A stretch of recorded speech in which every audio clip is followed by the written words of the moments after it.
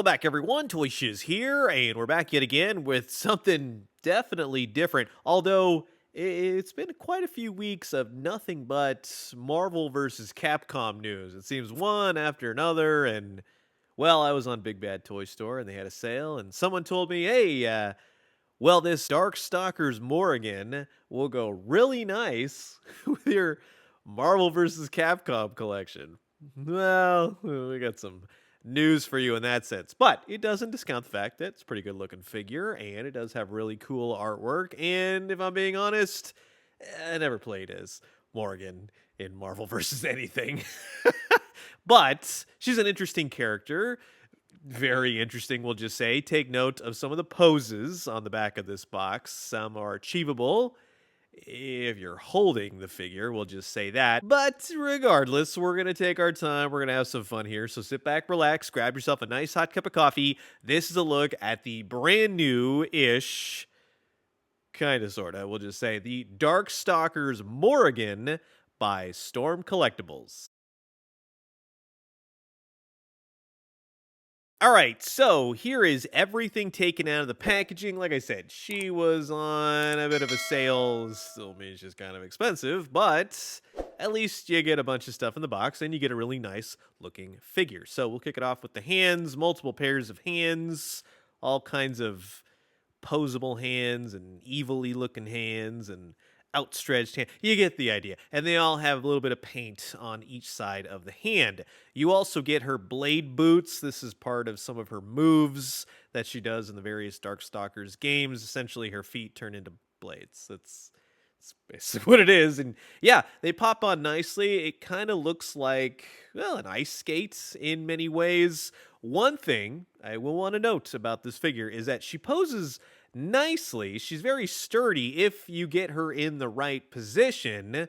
But yeah, you can definitely get this going with no help whatsoever. Now, she also comes with multiple head portraits, which that's definitely nice. What exactly this is from, please help me down in the comments below. However, with the appropriate hands and with just the sheer what am I looking at-ness of this? I mean, it's fun at the very least. The other cool part is that with all the various head portraits, you get a bunch of various hair, of which, yeah, you can swap all the various portraits with all the various hair, and I like that. I like that you have options, but go very easy on all the head portraits with her bat wings. They don't move. They're not very flexible in any way, so just be careful with them because you don't want to snap them off when swapping the heads. With the various expressions that she does come with, they're more or less different, and I definitely do like the hair. The hair, as you'll soon see with the body, it's nice to have different degrees of, we'll say, hair thickness and momentum,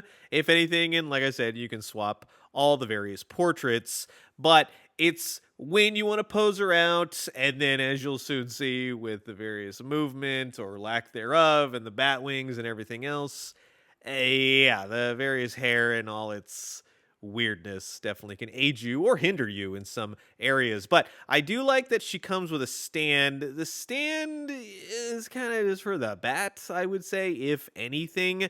The bat is one of her moves from the game. As you can see on the back of the box, it's very flexible. And yes, it just pegs right into the stand at various level degrees, however you want to do it. But I like that you can at least get that going. The various hands, punchy or otherwise, you get the idea.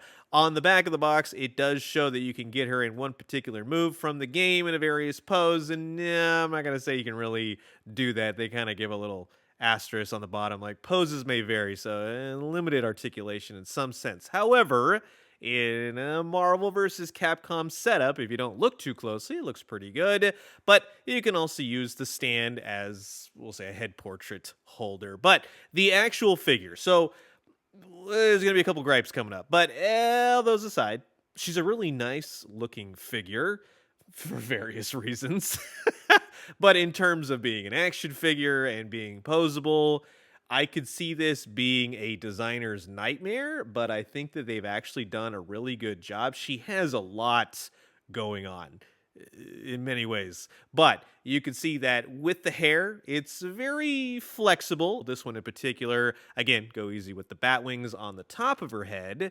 The arm Articulation is interesting because you kind of have to deal with her costume. She does have bicep and double jointed elbows, and she's got plenty of wrists, and you can swap the hands. Just go really easy because they're kind of thin pegs, but no problems on my ends. But yes, the costume will kind of hinder the articulation with the arms and whatnot. And then on the back, as you can clearly see, you have the bat wings, which do have a lot of articulation. They'll spin and rotate and move up and down, and they're segmented. And with the hair, and that's why you get multiple styles, it will largely dodge the hair. You can get them posing up, pose them down.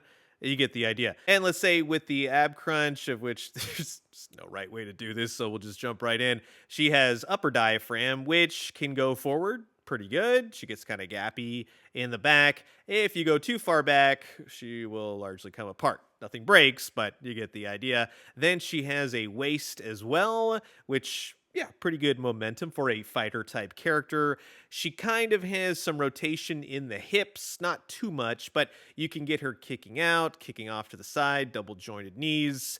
Nothing in the boots because the boots are removable, so those don't necessarily rotate. But as you get further down, those will go up and down. She has toe articulation as well. And though looks may be deceiving, yes, she actually stands pretty well most of the time. I didn't think that that was really going to work out, but she's very, in many ways, stable, even though she has a ton of things going on. Now, not every single pose, of course, but you just kind of have to line up the costume from time to time. For the most part, yeah, I'm pretty impressed the way that this figure moves with everything that it entails.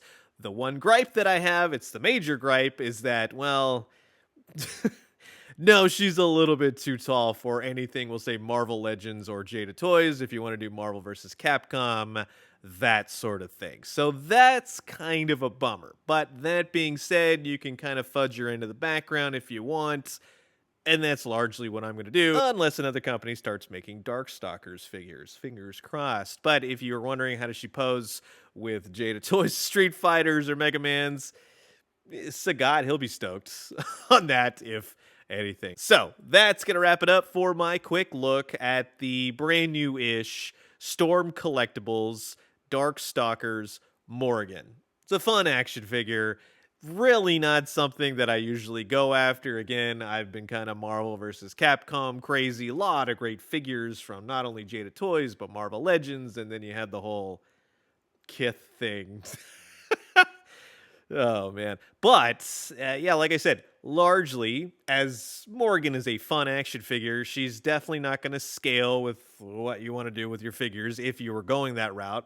Much like I wanted to do that, but it doesn't detract from the fact that, yeah, she's definitely a cool figure, but I'm going to tell you honestly, it's a total toss-up. If you know what Darkstalkers is, sure, you'll like her, but for the larger collection, as I have in the background, not for me. So, thanks for watching. I'll catch you guys soon. Adios.